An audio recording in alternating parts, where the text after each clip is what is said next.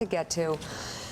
And we'll start with our top story of this newly released video of a domestic violence incident that has prompted the NFL to do what many critics say should have been done weeks ago, suspending running back Ray Rice from the league indefinitely. They should just kick him out. The security footage obtained by TMZ Sports shows an altercation between Rice and his then fiancée in an elevator in Atlantic City. Rice appears to hit his fiancée powerfully, knocking her off her feet. Rice had previously been suspended for 2 games over a separate video of the same incident that was released earlier this year. So that video, of course, just showed what happened outside the elevator. Not sure why that wasn't just as bad, but when you saw what was inside, you certainly get the whole story. So here's a back-to-back running of sound bites between head coach John Harbaugh. He reacts first. What you'll see is when Rice was initially suspended. And then you'll see what he said last night after the new footage surfaced, leading the Ravens to cut Rice from the team. It's not a big deal. It's just part of the process. We said from the beginning that the circumstances would determine the consequences. There are consequences when you make a mistake like that. I stand behind Ray. He's a heck of a guy. He's done everything right since. He makes a mistake, all right? He's going to have to pay a consequence. I think it's good for kids to understand that it works that way. That's how it works. That's how it should be. And we'll move forward, and the next guy will have to step up, and then Ray will be back, you know, when the time comes. So it's not something that we're dwelling on, as you said. We're not worrying about it. We're just moving forward. I have nothing but hope and goodwill for Ray and Janae, and we'll do whatever we can going forward to help them, you know, as they go forward and try to make the best of it. It's something we saw for the first time today, you know, all of us, and it changed things, of course. You know, it made things a little bit different. So, Mika, first of all, Coach Harbaugh, in that first clip, had already seen the fact that somebody that played for his team beat up a woman, knocked her out, dragged her out of an elevator, and I'm quoting him here. He says, "It's not a big deal. He's a heck of a guy. And he made a mistake, and kids can learn that when you make a mistake." I mean, 2 games. There is a mindset and there is a culture in the National Football League, or else that coach would be as horrified by the other 99% of us. Nobody I know would say it's not a big deal, unless you obviously live in a culture that puts up with that sort of thing. It is a culture that clearly puts up with domestic violence. It is a culture that puts up with and accepts and even supports domestic violence. I don't think I need to say it again, and I meant everything I said.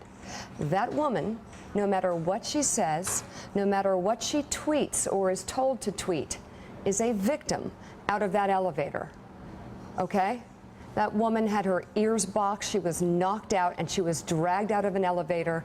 And if for some reason she is so completely encumbered by the weight of the relationship and the emotional toll that has happened that she cannot even see that she is a victim anymore, that's one issue. But the NFL supports domestic violence by not even, I mean, it doesn't even seem like he's been kicked out. It was suspended indefinitely. What, are they hoping things are going to get better? No. That is a deal breaker.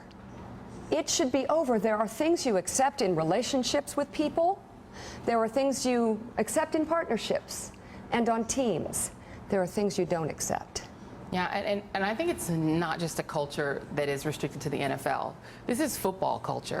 I mean, and people don't realize how many women watch football. I grew up on football. You know, I grew up in Denver, Colorado. The only places more football fanatical than Denver are Dallas, Texas, and all of Florida. Yeah. And we grew up bleeding orange crush. We were all about the Broncos. But football culture is a problem from Pee Wee football on up.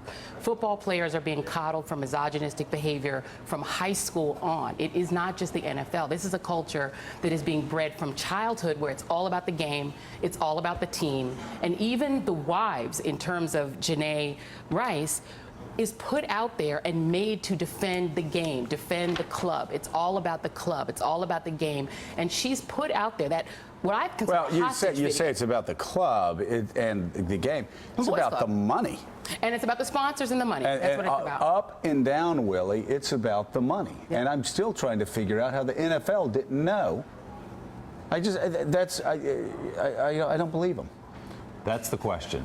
How did TMZ Sports get a hold of a video that the NFL says it was unable to get a video of? NFL security, as Mike pointed out, is comprised of former Secret Service agents, former FBI agents, and they couldn't get a surveillance tape from a casino. They say they couldn't get it from the police. You couldn't get it from the casino. And we actually, guys, just got a statement brand new from the NFL this morning pushing back on suggestions from TMZ that no one from the league ever asked for that video from the casino. The statement reads this way: security for Atlantic City casinos is handled by the New Jersey State Police. Any videos related to an ongoing criminal investigation are held in the custody of state police. As we said yesterday, we requested from law enforcement any and all information about the incident, including the video from inside the elevator. That video was not made available to us. Come on. So the NFL doubling down now and saying we haven't seen it, we were unable to get the video. Mike, talk about the people that work inside the NFL who would have known that in a casino, go ahead, tell me how stupid that statement is. That statement is preposterous. First of all, there are a few institutions in America other than casinos that have more cameras everywhere. Everywhere. Secondly, your reaction to the initial video that we all saw, the initial clip that we all saw months ago, where Ray Rice treats his wife like she's a piece of luggage at an airport, dropping her on a sidewalk before catching a plane, begs the question, what happened in the elevator? So the NFL is either being willfully ignorant in not asking the question, or they're not doing something they do multiple times each and every day, where each team has a collection of former DEA agents, Secret Service agents, FBI agents, local. By the way, is there somebody in the room there with the commissioner that says, oh, by the way, there's a camera on inside? If you want to see actually what happened inside that elevator. Everybody knows that. Laymen know that. Of course. All the DEA agents, all the Secret Service agents, they all knew that they didn't want to see what was inside that elevator. TMZ gets it and the NFL doesn't? This horrific crime, and it's a crime, it's not an incident, it's a crime. What it gets to It's not a, quote, mistake. No, Right. It gets to the arrogance and the hypocrisy of the National Football League, which, when you think about it, is the ultimate Sunday religion in the United States of America. It's the tabernacle of America on Sundays. It dominates Sundays. Presidents of the United States have changed speaking schedules to accommodate National Football League playoff games. The president has chimed in on this. The vice president this is as high as it gets in terms of a public outcry, all the way to the top, to the president of the United States. And by the way, if they had suspected that over that weekend Ray Rice had smoked weed, they would have moved heaven and earth to find out. And then he would have had to submit his urine. Ask him. Bring him into a room. You're telling me that what you did was to basically, what did they do? Ask him one time? Go to his lawyers. His lawyers can discover any evidence against him. I just don't The lawyers had the plain tape, I and believe. simple. Here is Vice President Joe Biden on the issue. So the first reason the NFL responded, in my view, there's so many women's fans in this billion-dollar industry. So all of a sudden they said, wait a minute, he got suspended for a couple games? Whoa. That's not enough. And they get a little more sensitized. And now then it was longer. And then when the video was out there and saw how brutal it was, the Ravens did the right thing, fired him immediately. Now you can argue they should have done it sooner, they didn't want it. Whatever the reason is, it's happening. Well, it's happening. It took a very long time to happen. I want to go back, though, to, again, Joy talked about marijuana, pot, ganja, Mary Jane. Talking about that, I think that's the most stunning thing to me about how the NFL values women.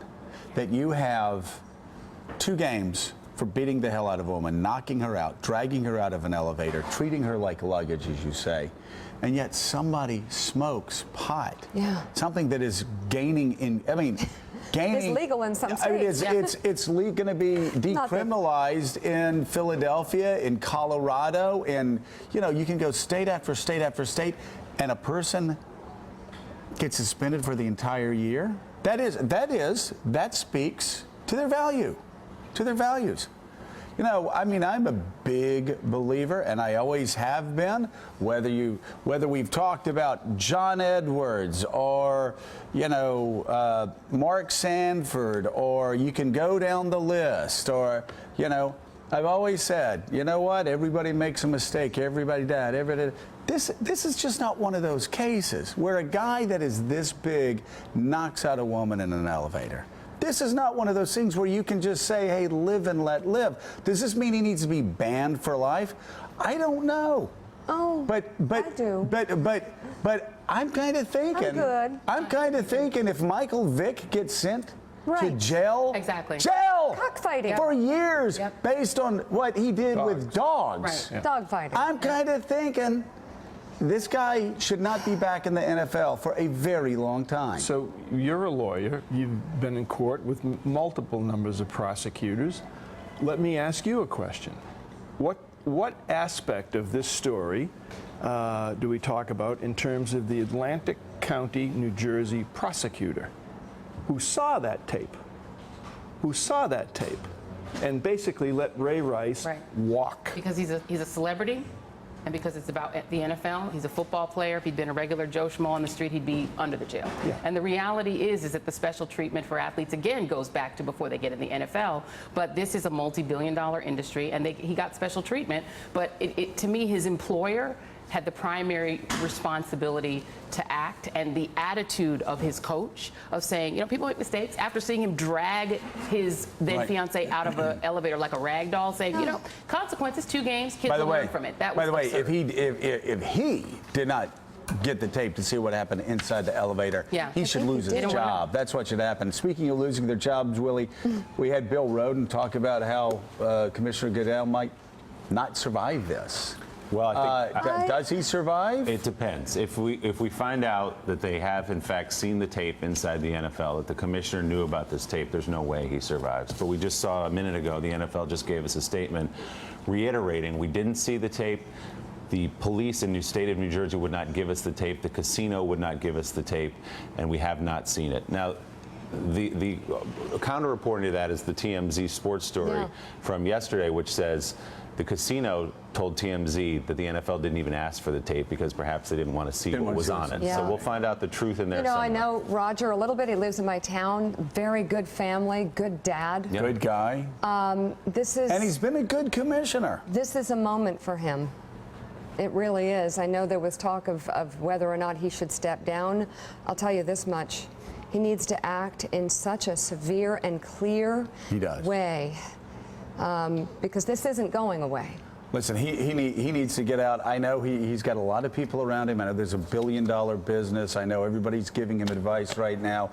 But if you're more than 5 feet away from the headquarters of the NFL, you know what he has to do today. Yeah. He needs to go out. He needs to hold a press conference. He needs to have a mea culpa. I know it's the sort of thing that probably sickens him inside to see that this has happened. And he needs to talk about the blind spot the NFL has had, and he needs to talk about how they're going to change that culture. And a lot of that they're these not going to teams- just change this. They're going to change the entire culture of the NFL. A lot of these teams have some great philanthropic programs and great people working for them. We know some team owners. I just think they need to have collective action that actually matches Makes a big what difference. happened here. Other news.